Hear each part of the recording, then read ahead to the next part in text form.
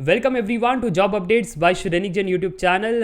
Food safety and standard authority of India FSSAI की तरफ से रिक्रूटमेंट निकल करके आ रही है फॉर 2021। वैसे इस कंपनी को आप जानते हो, हर एक खाने पीने के प्रोडक्ट के पीछे इस कंपनी का लोगो होता है, बिकॉज ये डील करती है फूड सेफ्टी कंसर्न्स पर। ठीक है, तो यहाँ पर आपको बताना चाहता हूँ इन टोटल वैकेंसी है 233। वैसे बहुत सारी पोजिशंस निकली है जहाँ पर डिफरेंट स्पेसिफिक ब्रांचेस एलिजिबल है, बट ऐसी भी पोजिशन है जहाँ पर BE BTech all branch eligible है, फ्रेशर्स एलिजिबल है और आपकी पे स्केल होने वाली है 54,126 पर मंथ। तो ये सारी बातें बता दी। और स्पेसिफिक पोजीशन सर और एडिशनल पोजीशंस तो उस पर भी बात करेंगे। तो डिटेल PDF के लिए आपको देखना पड़ेगा ये PDF, और इस PDF के लिंक्स मैंने डिस्क्रिप्शन बॉक्स में भी दे रखी है। ठीक है, तो सबसे पहले बताना चाहता हूँ आपका जो एप्लीकेशन डेट है वो स्टार्ट होगा 8 अक्टूबर को, तो 2 दिन बचे हुए हैं, और लास्ट डेट आपका रहने वाला है 7 नवंबर। तो इस चीज़ का आपको नोट करना है। अगर आगे बात करें तो यहाँ पर सबसे पहले आप देख सकते हो फूड एनालिस्ट, इसकी पे स्केल 10 है, तो यहाँ पर एक्सपीरियंस नीडेड है। फिर है टेक्निकल ऑफिसर 7,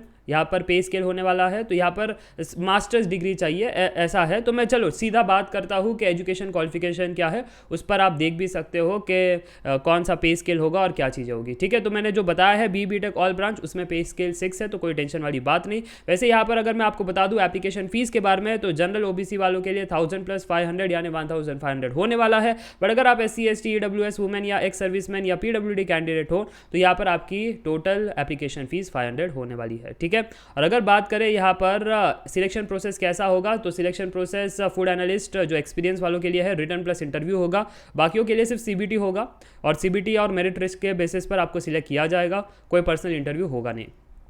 अब अगर बात करें यहाँ पर कि सर जी के अपर एज लिमिट के बारे में बात करें, तो यहाँ पर एज लिमिट उन्होंने बताया है। देखो, अगर हर एक ब्रांच हर एक पोजीशंस के बारे में बात करें तो यहाँ पर आप देखना फूड एनालिस्ट 35, 30, 30, तो ये एक नॉर्मल एज लिमिट है। काफ़ी सारे स्टूडेंट जो है इस एज लिमिट में फिट होते हैं, तो कोई दिक्कत वाली बात नहीं है। बाकी रिलैक्सेशन मिल जाता है, गवर्नमेंट कंपनीज रिलैक्सेशन दे देती है, तो उसका भी आप टेंशन मत लेना कि 3 साल का रिलैक्सेशन फॉर OBC, 5 साल का relaxation for SC ST candidate, तो ये सारी चीज़ आपको मिल जाती है, जैसे आप यहाँ पर देख सकते हो। और अगर मैं बात करूँ यहाँ पर आगे कि सर एजुकेशन क्वालिफिकेशन बताइए, तो जैसे मैंने कहा था फूड एनालिस्ट जिसकी पे स्केल 10 थी, तो इसकी एजुकेशन क्वालिफिकेशन में 3 साल का एक्सपीरियंस भी चाहिए, और एजुकेशन क्वालिफिकेशन में है मास्टर्स डिग्री इन केमिस्ट्री और बायोकेमिस्ट्री, माइक्रोबायोलॉजी, डेयरी केमिस्ट्री, अगर इनमें आपने कुछ किया है। अगर वो नहीं है तो BE BTech होना चाहिए, और अगर वो नहीं है तो फिर ये डिग्री इन वेटरनरी साइंसेस ये होना चाहिए, तब आप एलिजिबल हो।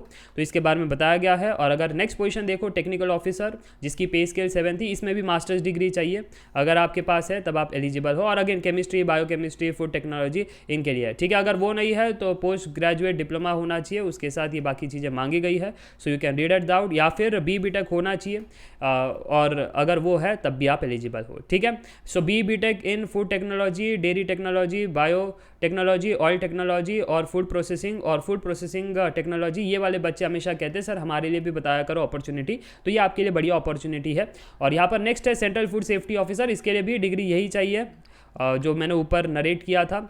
अब अगर जो स्टूडेंट ये सोच रहे सर ऑल ब्रांच कब आएगा, तो ये रहा पोस्ट असिस्टेंट, पे स्केल 6 है, जहाँ पर bachelor's degree from recognised university apply कर सकते हैं। So bachelor's degrees BE BTech वाले एलिजिबल है।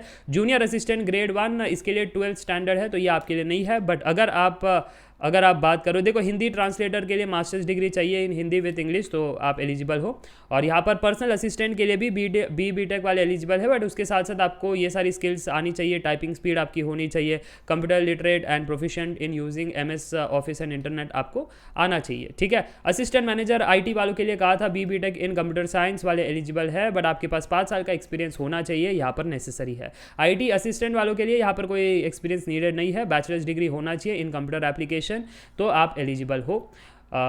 ये आपको पता होना चाहिए। असिस्टेंट मैनेजर के लिए पोस्ट ग्रेजुएट डिग्री और डिप्लोमा इन जर्नलिज्म, तो यहाँ पर कोई है नहीं वो। ठीक है, हमारी जो स्टूडेंट ऑडियंस है वो कहती है कि सर हम तो BE BTech in respective famous branches है, सिविल, मैकेनिकल, IT है ना, ये सारे ब्रांचेस से है। तो ये देखो यहाँ पर डिप्लोमा इन सोशल वर्क और साइकोलॉजी है, या फिर इन चीज़ों में अगर आपने किया है तब आप एलिजिबल हो। तो सीधा हम ख़त्म कर देते हैं, और यहाँ पर अब आगे बात करते हैं सेंटर्स कहाँ पर होगा। तो बहुत जगह सेंटर्स है, तो दिक्कत वाली कोई बात नहीं रहेगी। एग्जाम आप जा करके लिख सकते हो, CBT 1, SBT2। सो ये थी पूरी एप्लीकेशन डिटेल्स, कैसे भरना है। एप्लीकेशन लिंक्स मैं डिस्क्रिप्शन बॉक्स में दी है, इसमें आपको जा करके भरना है, ये उसकी ऑफिशियल वेबसाइट है। So that's it for today, I hope you enjoyed the video. और वैसे एप्लीकेशन लिंक्स भरना स्टार्ट करना पड़ेगा फ्रॉम 8 अक्टूबर, तो अब तो भर नहीं सकते, बट हाँ अपने चेकलिस्ट में रखना कि 8 अक्टूबर को फॉर्म भरना है। So meet you in the next video, अपनी take care, bye bye for now. Video पसंद आती है तो जरूर से लाइक करना, शेयर करना दोस्तों के साथ। मिलते हैं नेक्स्ट वीडियो में, अपनी take care, bye bye for now.